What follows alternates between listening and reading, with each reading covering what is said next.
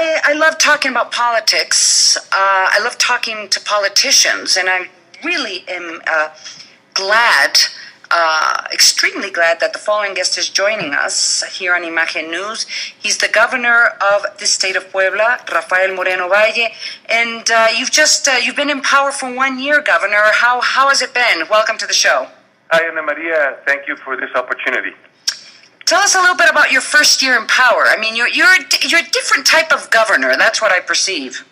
Well, it's been exactly 1 year since I took office, and as you know, my election, which was on the 4th of July of 2010, was very peculiar because I was supported by an alliance of 4 different parties, the PRD, the PAN, the Nueva Alianza Party, and Convergencia, which is now Movimiento Ciudadano. I say it's very peculiar because now, out of the 4 parties that supported me, they're all in different political projects and supporting different candidates for the presidency. You know, for foreigners who listen to the show, because we have a very important percentage of people who listen to Imagen News are people who are not from Mexico. When they listen to this, I mean, they really kind of scratch their head and they basically tell me, it is so hard to understand Mexican politics because you have the right making an alliance with the extreme left and the left making an alliance and fighting with the other parties of the left. You know what I mean? This could be extremely confusing. It's confusing for those of us who follow it every day, but it's extremely confusing for people who are looking from outside into Mexico. You know what I mean? Absolutely, and it's something that had never happened before. And at the beginning, it was a very complicated negotiation because, as you can imagine, there are certain issues which you can never reach an agreement on, such as abortion. Right. It's like if you try to reach an agreement between a pro-life group and a pro-choice group, it's impossible. There's many other things where you can reach agreements. Actually, what happens in the U.S., and you're seeing it right now in the primaries, you see the Republican candidates going towards the right because most of the voters in the primaries are more right-minded people. Right. And whereas the Democrats go towards the left, right now Obama doesn't have an opposition, but when you've seen Democratic primaries, the candidates tend to go to the left, and then when the general election comes through, they both go to the center, where you see all the independents and so on. So here, there are certain issues, obviously, which could not be negotiated. And what I decided to do was to take them out of the table. I said, look, abortion is not a government issue. It's a legislative issue. Therefore, since once we reach power, the legislatures are going to be aligned to their original parties, then they can decide that there. So there are certain issues that would have avoided an agreement. There would have been deal breakers, so to speak. So essentially, we were able take those out of the table, like gay marriage, for instance, also.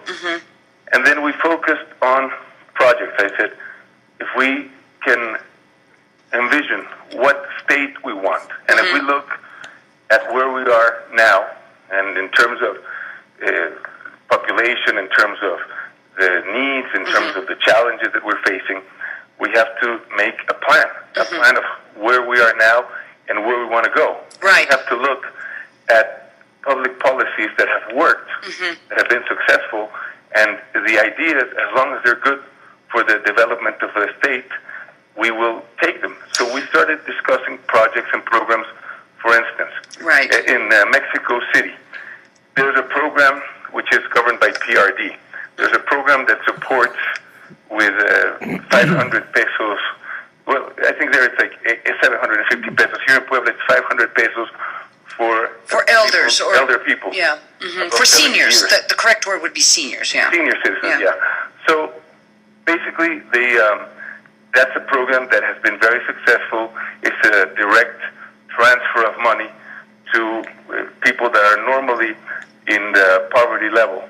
So you can improve all the indicators that was successful. Another project that we took. But I have to stop you right there, Governor. I mean, many would argue these types of programs would be considered very populist. I mean, you do provide a certain amount of help, but at the end of the day, it doesn't make a major difference in the quality of life of these senior citizens, because it does help, but it really doesn't help that much. Well, would be the argument. Just a little.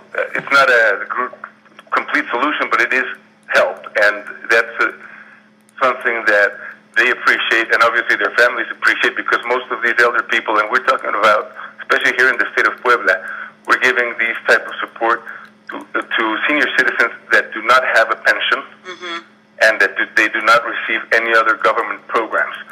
So they are very poor, so it helps them very much in terms of their basic needs, obviously. But can you continue to do this in the long term? Well, I mean, that's the question. Since this is a program that complements a federal program, we have a federal program here in Mexico called 70 y Más. Right. And that is giving 500 pesos a month to senior citizens in the rural areas.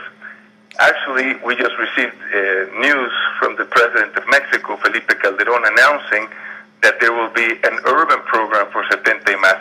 For instance, in my state government, we don't give our program to people that already receive the federal program. So as the federal program grows, which is going to grow, our program will be reduced. And therefore, the state funds won't be compromised in the future. So that's not a project that is that expensive, but it's very socially very important. Another project we took, for instance, from the PRD was what they call in Mexico City Metrobus. Yes. It's a project that has been very good for public transportation. It's very I agree with you. I think it's very successful, and it's very effective. It's very effective. And Puebla is the 5th largest state in terms of population, and we have one of the largest metropolitan areas, and we don't have something like that. So that was part of our platform, and we are now building what is called Ruta. It's essentially the same project, Metrobus. Then we took, for instance, from the Nueva Alianza, we took a program where we are giving training to teachers. I'm convinced that in the 21st century, we need our children to learn how to speak English and learn how to use computers. However, many of the teachers were not trained and did not learn how to speak English or how to use computers. Right. Therefore, we are funding the largest training program anywhere in Mexico. We did in the first year more than the last 6 years of the past state government in terms of training teachers with learning English and new technologies. We're talking to the governor of Puebla, Rafael Moreno Valle. Governor, we've got to go to commercial break. Could you please stay on the line, and when we come back, we'll continue this conversation. And I want to ask you about what's going to happen with the former governor of Puebla, Mario Marin, whether there's any ongoing investigations. I mean, there was a lot of questions about his administration, so I'd like to ask you that when we come back. Could you please stay on the line, Governor? Yes, of course. You all are listening to Imagen News. I'm Ana Maria Salazar. Don't go away. I'll be right back. You're listening to Imagen News with Ana Maria Salazar. On the line is the governor of Puebla, of the state of Puebla, Rafael Moreno Valle, and you are celebrating your first year in office, sir.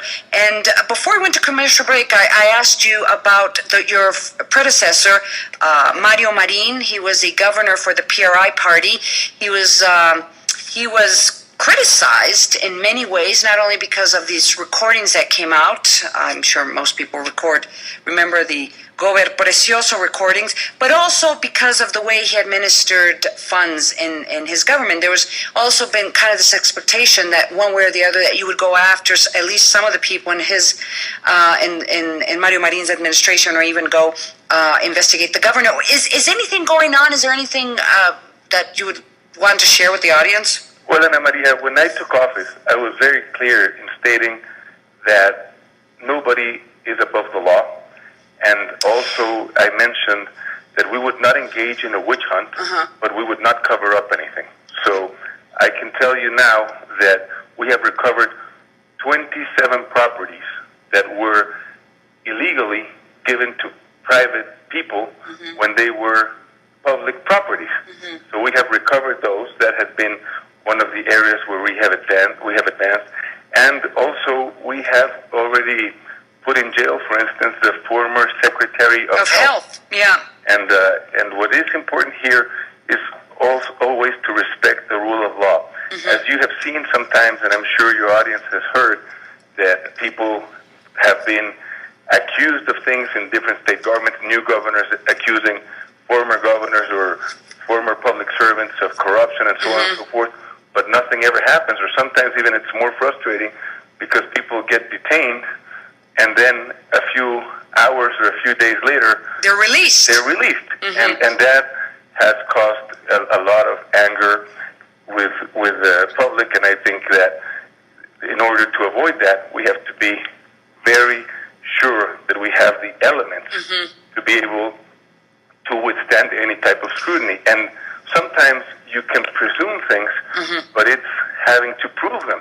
As they have it in the U.S., for instance, it's beyond a reasonable doubt. You have to prove beyond a reasonable doubt. But that's what's so frustrating, Governor, because it was very frustrating to see what was happening in Puebla, because even when these recordings came out, were made public, and it was quite scandalous. There was elections a year after, and the PRI was within Puebla was reelected again. I mean, they won most of the municipalities. So it was just kind of the sense that you can really misbehave. The information can be made available, and this is also the case of Bejarano here in Mexico City, and other recordings that have been made public. You can really misbehave, and nothing happens. You know what I mean? Absolutely, and what's even more frustrating is that even the Supreme Court analyzed the Mario Marin case and determined in a split vote that he was not guilty of any violations to human rights. Right. And obviously, to the people who heard the recordings, who saw what happened through the different newspapers and radio stations and TV stations, they're like, how could this happen? But the court obviously has to apply the law. So in that case, the argument was that the recordings were made illegally, right, and so they could not use them as proof against the former governor. For instance, in the case of the former Minister of Health, as we have been investigating every other case, we started reviewing what he had done in terms of acquisitions, in terms of construction, and so on and so forth, because sometimes they would pay for a medication 10 or 20 times the cost, and we thought it would be very easy to prove that. However, when we started looking at the documents, the former secretary, or former minister, delegated his responsibility to minor public officials. Yeah. So all of a sudden, you say, well, you can proceed, but you can't go against the boss. You can only go against, a director or a treasurer, or so on and so forth. So we have been going with every caution possible against the different public officials. We have obtained sentences in some of these cases, and also against the former Secretary of Health. When we were able to put a case together, it was because some citizens told us that he owned a bunch of properties. And then you could investigate. That was not in the document that we had at hand. Obviously, that was not in his statement of what were his what was his wealth, his net worth, and so on.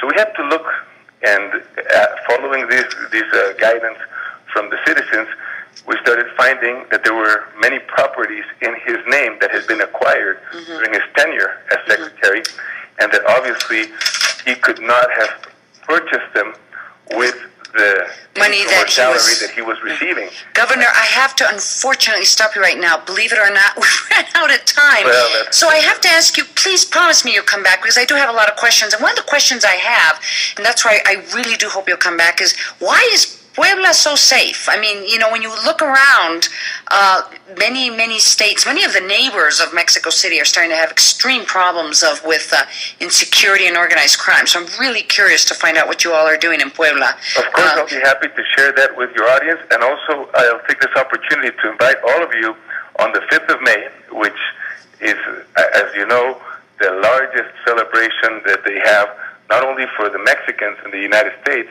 but all of Latin America. Of course. Unfortunately, many people don't know what we're celebrating. When I used to live in the U.S., I used to work there, I went to school there, and I remember many times that people would ask me on the 5th of May if it was the Mexican independence or it was the Mexican Revolution, but actually we're celebrating the Battle of Puebla, where the Mexican army defeated the French army. So you can say it. They kicked the French army in their ass. Exactly. Put it very bluntly.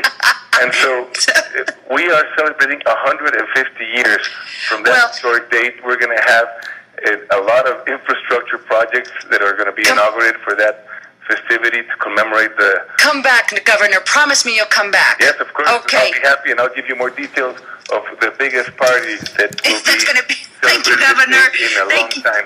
Thank you, Governor. That was Governor Rafael Moreno Valle. We ran out of time. I'm Ana Maria Salazar, and I sure hope you'll join us in our next edition of Imagen News.